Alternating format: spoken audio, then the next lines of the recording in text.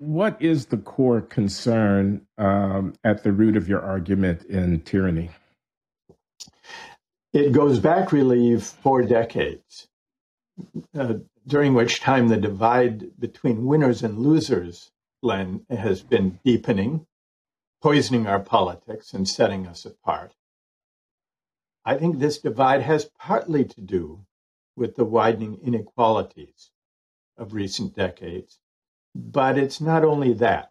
It has also to do with the changing attitudes towards success that have accompanied the rising inequalities. Those who've landed on top have come to believe that their success is their own doing, the measure of their merit, and that they therefore deserve the full bounty the market bestows upon them. And by implication, that those who struggle have no one to blame but themselves. So it's these attitudes towards success, I think, that have created a society of winners and losers, and that this explains a lot, I think, of why we are so deeply polarized. The winners don't deserve their success. They shouldn't be crowing about it. They didn't build this. You didn't build this. Isn't that what Obama said at one point in the back in the ancient history of his presidency? You didn't build this. You got there with the aid of many other influences, and it's somehow poisoning the well, the political well, to have people running around who have done well, thinking about themselves as if, Right. Well, we don't have enough humility, I think, generally in our public life. And Obama was trying to express something like the idea that I discuss in The Tyranny of Merit, though he didn't put it in quite the way that I think he intended. Here's how I would put the main point of The Tyranny of Merit, Glenn. I would say that these harsh attitudes towards success and failure arise from a seemingly attractive principle, the principle of meritocracy, the ideal that says if chances are equal, the winners deserve their winning. Now, there are a couple of problems with this idea, or so it seems to me. The first is we don't live up to it. Chances are not equal. We all know this.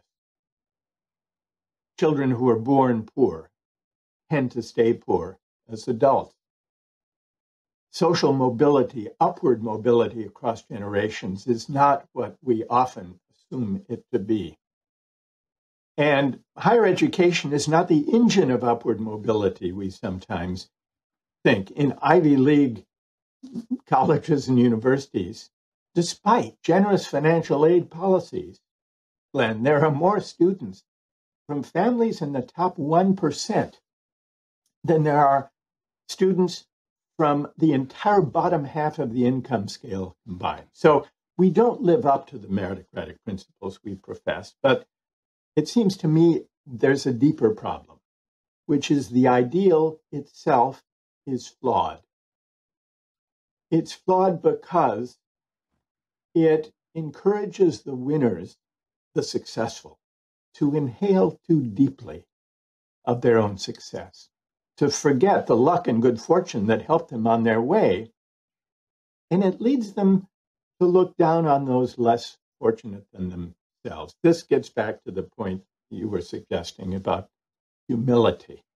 And so it's partly to do with the economy and the widening inequality, but it has also to do with these attitudes towards success that the meritocratic ideal encourages and cultivates. Paradoxically, if you think about it, the closer we come to a perfect meritocracy, if we could somehow achieve genuine equality of opportunity, that would not dissolve these attitudes towards success and failure, the hubris of the successful and the humiliation of those left behind. If anything, a more this is Michael Young's point from that old book, right? Exactly. This And Michael Young coined the term, we forget this, Yeah. but Michael Young coined the term meritocracy back in 1958 with a little book on the rise of the meritocracy. That's what it was called. Yeah. Meritocracy, we use that as an ideal, as the name of an aspiration. When he coined the term, it was a dystopian story he was telling. It was a good thing that the class system was breaking down and that young people from working class families had a chance to get a good education and to compete for jobs. He was all for that. But he glimpsed the harsh attitudes toward success that would result insofar as people imbibed this sense of deservingness. And he was onto something. He predicted, actually, that in the year 2034, there would be a populist revolt against the meritocracy. He was almost right, except that revolt came 16 years early. But was that revolt 18 years early. Was that revolt the revolt of populism as reflected in Trump's emergence in 2016 only or mainly a reflection of the economic disparities of winners and losers? Or was it not also a reflection of a cultural contestation, not between economic winners and losers, but between people who control the megaphone of public communication, who live on the coast and who have certain modernist ideas about social life, and those who might cling to their religion, their guns, and their more conventional morality, moral judgments about sexuality and all of that? Wasn't that also part of the story? And how does that fit into your argument? I think it was both, Glenn. It was clearly both. And in fact, I think we sometimes distinguish too sharply between economic and cultural interpretations. As you have shown, economics is shot through with cultural assumptions and beliefs. So part of what I try to do in The Tyranny of Merit is to break down this sharp distinction between economic and cultural interpretations. I think that the sense of anger and resentment and grievance against elites is at the heart of Trump's appeal. Now, of course, a good part of his appeal, a lot of people were drawn to the racist, xenophobic, misogynist aspect of his appeal. There is no question about that. But the animus against elites, especially against the professional classes, and this connects, Glenn, with what you were saying about the coastal elites.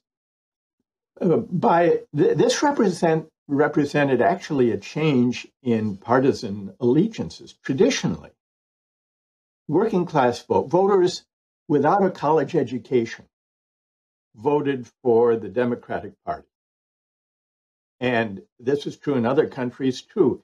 In Britain, they voted for the Labour Party. In France, they voted for socialist parties. But in recent decades, this has flipped. Those who have a university degree tend to vote for center-left parties, the Democratic Party in the United States, and those without college degrees tend to vote Republicans. And Trump was a big part of kind of consolidating this. You remember after one of those primary election victories, he said, "I love the poorly educated." Yeah, I love that line, actually. Well, he was onto something. I confess, I really love that line. Yeah, okay, but you took note of that. Yeah, I did. Line. Because something was happening that pointed to something of political significance, which is that by 2016, the Democratic Party was more identified with the interests, the values, and the outlook of the well-educated professional classes than with the blue-collar voters who traditionally, going back to the New Deal, provided the base of their support. And this has happened in democratic societies a great many democratic societies. So the divide between those with and those without a college degree has become one of the most significant divides in American politics. And I think that the Democratic Party, if it's to renew its mission and purpose, rethink its political agenda and outlook, has to ask why it is it lost credibility with a large swath of working class voters and those without college education. And I think it's connected to the meritocratic hubris of elites. Because Trump in a way was economically, he's a wealthy man. So you could say, well, he was a kind of elite. And yet he was able to channel the sense of grievance against elites, because the elites he targeted were elites who had long looked down on him. The elites in the world of finance, in the world of academia, in the world of the media, in journalism, the Manhattan elites. So one of the few authentic things about Trump was his sense of being looked down upon, his ability to channel grievance, and that translated to the animus, the anger, the grievance against well-educated elites, the professional classes, that a great many working people felt after years, and here's where it connects to the economy. It's cultural and it's economic, because many of these voters were the ones who were facing, who suffered from 4 decades of a kind of neoliberal globalization project that involved the outsourcing of jobs, stagnant real wages over 4 decades.